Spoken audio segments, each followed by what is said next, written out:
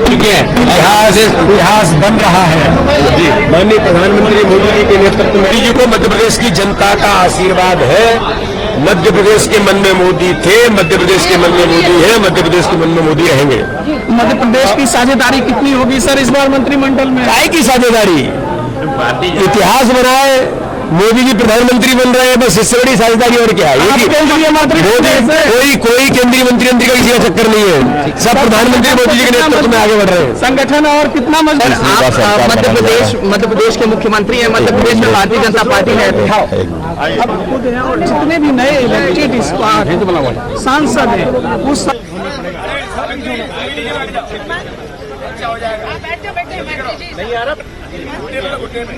हनुमान जी जैसा बोलिए भारत माता की, भारत माता की, भारतीय जनता पार्टी जिंदाबाद, नरेंद्र मोदी जिंदाबाद, नरेंद्र मोदी जिंदाबाद, अमित शाह जिंदाबाद।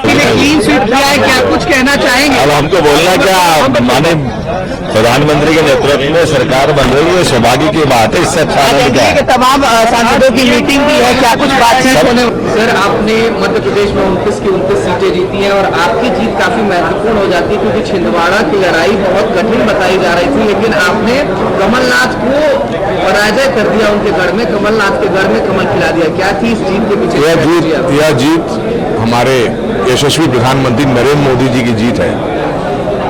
जैसा कहा जा रहा था विधानसभा के चुनाव में, एमपी के मन में मोदी, और विधानसभा का चुनाव हो या लोकसभा के चुनाव हो, इस नारे को सच हो गया कि एमपी के मन में मोदी है। और मोदी जी के नेतृत्व में भारतीय जनता पार्टी ने पूरे मध्य प्रदेश में परचम लहरा दिया।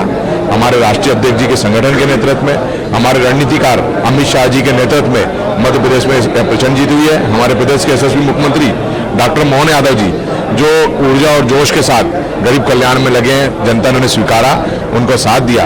और साथ ही साथ हमारे प्रदेश के संगठन के शुभंकर, ऐसे मुखिया जिनके नेतृत्व में आती भाजपा की सरकार बन गई। मध्य प्रदेश के सारे चुनाव हो, चाहे विधानसभा हो, लोकसभा हो, नगर पालिका के चुनाव हो, चाहे पंचायतों के चुनाव हो, हर तरफ पार्टी का परचम लहराने वाले वी.डी. शर्मा जी के नेतृत्व में जीत हुई है और संगठन की जीत है। आज खुशी होती है कि मध्य प्रदेश में पूरी सीटें भाजपा की और मोदी जी के नेतृत्व में जीत मिली। कहीं कष्ट भी होता है क्योंकि को नहीं छू रहे हैं, जिस तरीके के 303 का बहुमत इसके पहले 2019 में मिला था, वो वाला मैंडेट इस बार नहीं मिला। अब तो तमाम विपक्षी दल ये कह रहे हैं कि प्रधानमंत्री को नैतिक रिस्पॉन्सिबिलिटी लेते हुए अपने पद से इस्तीफा दे देना चाहिए। जो पहले कहाँ हुआ करते थे, अब कहाँ पहुंच गए, उनको अपनी स्थिति देखनी चाहिए। यह जीत मोदी जी की हुई है और किसने कहा, आज भी 300 के करीब हमारे बहुमत है और निश्चित तौर पर मोदी जी का नेतृत्व है। तीसरी बार हैट्रिक लगाना, जिसे मोदी जी के नेतृत्व के कारण और उनकी कार्य क्षमता के कारण, और जिस तरीके से देश में गरीब कल्याण, जन कल्याण का काम किया और दुनिया में भारत का डंका बजा है, आज दुनिया में भारत का मान सम्मान बढ़ रहा है, तो सिर्फ और सिर्फ कारण है नरेंद्र मोदी जी, उनकी नीति, देश के प्रति समर्पण, देश के प्रति प्यार। आपने तो 29 सीटों प्रधानमंत्री के गले में डाल दी, लेकिन आपका पड़ोसी जो राज्य है उत्तर प्रदेश, वहाँ पर किस तरीके की असर रह गई आपके मुख्यमंत्री? उसमें मैं मेरे जिले की, मेरे प्रदेश की मैं बात करूंगा, वहाँ की बात हमारे वरिष्ठ लोग करेंगे। अच्छा, आपके अलायंस पार्टनर है नीतीश कुमार, उनकी पार्टी है जेडीयू, उसके बड़े नेता है केसी त्यागी, उन्होंने कहा है कि अगर गठबंधन की सरकार बनती है तो अग्निवीर जो स्कीम है उसको रिव्यू करने ये सारे विषय राष्ट्रीय नेतृत्व तय करेगा। हम तो छोटे कार्यकर्ता हैं, अभी छिंदवाड़े के विकास मेरी प्राथमिकता है, मुझे उसमें ज्यादा समय देना है कि छिंदवाड़े का विकास हम लोग किस तरीके से कर सकते हैं। आज एनडीए के तमाम सांसदों की बैठक भी है, हिस्सा लेंगे, क्या कुछ बातचीत होने वाली है और प्रधानमंत्री कब? मोदी जी का प्रधानमंत्री जी का अभिनंदन करने हम सब लोग जा रहे हैं और जल्द मोदी जी प्रधानमंत्री पद की शपथ लेंगे। Thank you. तमाम सांसदों की बैठक होने वाली है, 29 सीटें जीत करके आप लोगों ने मध्य प्रदेश से बड़ा तोहफा दिया है प्रधानमंत्री जी को, क्या कुछ कहना चाहिए? ऐसे मत करो, हम देते हैं तो ढंग से देते हैं। गाड़ी कहाँ है? आगे बुलानी पड़ी गाड़ी का। सर आपने इंदौर से जीत हासिल की है, नाम एक और कीर्तिमान है कि आप सबसे ज़्यादा वोट पाने वाले सांसद हैं, कैसा लग रहा है? और कई क्रिटिसिज्म भी आपको फेस करने पड़ रहे हैं नोटा को लेकर के। ये जो जीत है, ये माननीय प्रधानमंत्री जी की जीत है, उनकी नीतियों की जीत है, विकास की जीत है और इंदौर की जनता की जीत है। और कांग्रेस ने जिस प्रकार से नकारात्मक प्रचार किया, गली गली मोहल्ले मोहल्ले घर घर में विज्ञापन दिए, प्रचार किया, लोगों ने उनको नकारा। भारतीय जनता पार्टी का वोट परसेंटेज पहले से कई गुना ज़्यादा हुआ और ये दिखाता है कि इंदौर की जनता मोदी जी के साथ है, विकास के साथ है। लेकिन आपके विपक्ष के तमाम नेता ये कह रहे हैं कि आपको बहुमत का जो आंकड़ा है 272 वो भी नहीं आया, 303 आपकी पहली सीट थी, अब आप लोग 240 पे सिमट गए हैं। प्रधानमंत्री को इस बात की नैतिक जिम्मेदारी लेते हुए अपने पद से इस्तीफा दे देना चाहिए। देखिए कि विपक्ष बौखला गया है। माननीय प्रधानमंत्री मोदी जी के नेतृत्व में तीसरी बार एनडीए की सरकार बन रही है।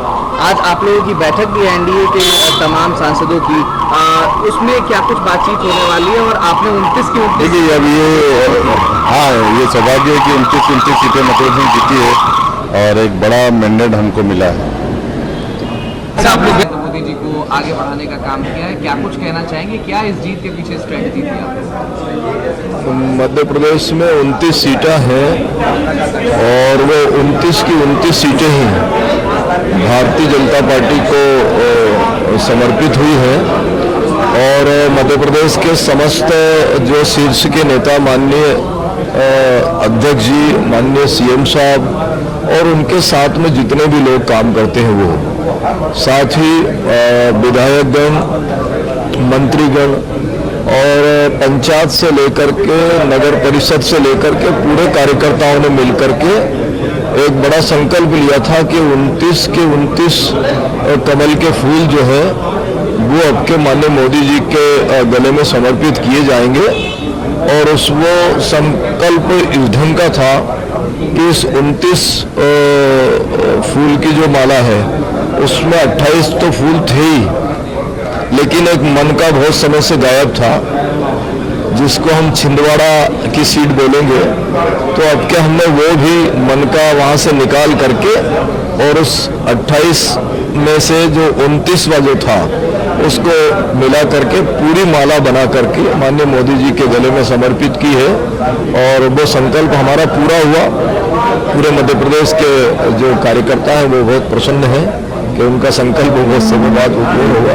लेकिन महाराज जी, क्या थोड़ा कष्ट हो बहुमत के आंकड़े से पिछड़ते हुए दिखाई दे रहे हैं? अब तो गठबंधन की जो पहिए हैं उनका सहारा लेना पड़ेगा, अब तमाम शर्तें भी रख रहे हैं आपके गठबंधन के। राजनीतिक में ये सब निरंतर चलता रहता है और इसमें कोई ऐसी उठापटक वाली बात नहीं है। ये तो सामान्य प्रक्रिया है, निरंतर आगे भी चलती रही है और पीछे भी चलती रही। महाराज जी, अयोध्या में भव्य श्री राम लस्सा हुई, आप भी उसके गवाह रहे, क्या लगता है अयोध्या में भारतीय जनता पार्टी के हारने का कारण क्या है? क्या आपको कैसा लगता है जब अयोध्या में भारतीय जनता पार्टी हार जाती है? हम मानते हैं कि हमारा कैंडिडेट वहाँ से जो है विजय प्राप्त नहीं कर पाया और इस बात का कष्ट भी है और मुझे या पार्टी को नहीं पूरे देश को कष्ट है। लेकिन ये राजनीतिक का खेल है और उसमें उठापटक होती रहती है, लेकिन यह है कि माननीय मोदी जी का जो संकल्प है वो हम सब लोग दोहरा करके और पुनः सरकार बना करके देश में काम करेंगे। तमाम विपक्षी दलों के जो नेता है वो प्रधानमंत्री नरेंद्र मोदी जी को जो मॉरल रिस्पॉन्सिबिलिटी है, नैतिक जिम्मेदारी लेते हुए अपने पद से इस्तीफा दे देना चाहिए और बीजेपी में ही किसी और को आगे बढ़ाना चाहिए। नहीं, ऐसा कोई नहीं है कि वो पूरी जिम्मेदारी लेकर के इस्तीफा दें, ऐसा कोई विषय नहीं है। वो माननीय प्रधानमंत्री रहेंगे और पूरे देश में अच्छे से काम भी करेंगे। कल राहुल गांधी ने एक प्रेस कॉन्फ्रेंस की, उसमें उन्होंने कहा कि स्टॉक मार्क लेकर के मैनिपुलेट किया गया। लोकसभा चुनाव से ठीक पहले गृह मंत्री, वित्त मंत्री निर्मला सीतारमण, प्रधानमंत्री नरेंद्र मोदी स्टॉक मार्केट को लेकर के, बाजार को लेकर के टिप देते हुए दिखाई दिए कि हम लोग बहुमत की सरकार बना रहे हैं, 400 पार कर रहे हैं, आप लोग ये शेयर खरीदिए। तो इसमें कहीं ना कहीं घोटाला है, इस तरीके की बात वो कहते हुए दिखाई दी। देखिए, चुनाव में बहुत सारी बातें होती हैं और चुनाव में सभी जो पार्टी के लोग हैं वो अपने अपने मतदाताओं को अपने साथ आकर्षित करने के लिए बहुत सारी चर्चाएं करते रहते हैं। अब तो हम दिल्ली पहुंच चुके हैं और दिल्ली पहुंच करके पूरे देश के लोगों को हम काम करके दिखाएंगे। अब ये तो चुनावी दौर है, यहाँ तो बहुत सारी व्यवस्थाएं चलती रहती है और वो सबको मालूम है। महाराज जी, मेरा अंतिम सवाल ये है कि अब तो आप लोग अगर बनाएंगे तो गठबंधन की सरकार होगी। एनडीए के बड़े घटक दल हैं, नीतीश कुमार, जेडीयू पार्टी है उनकी। अब उनके तमाम नेता ये कह रहे हैं कि अगर सरकार बनती है तो अग्निवीर जो स्कीम है, जो सेना में भर्ती होने की स्कीम है, उसको रिव्यू करने की जरूरत है। कहीं ना कहीं अब वो उस पर प्रश्न चिन्ह खड़ा करते हुए दिखाई दे रहे हैं सेना में भर्ती को लेकर के, जो 4 साल वाली बात है। ये सब विषय सरकार बनने के बाद के हैं और इन पर बाद में ही चिंतन किया जाएगा।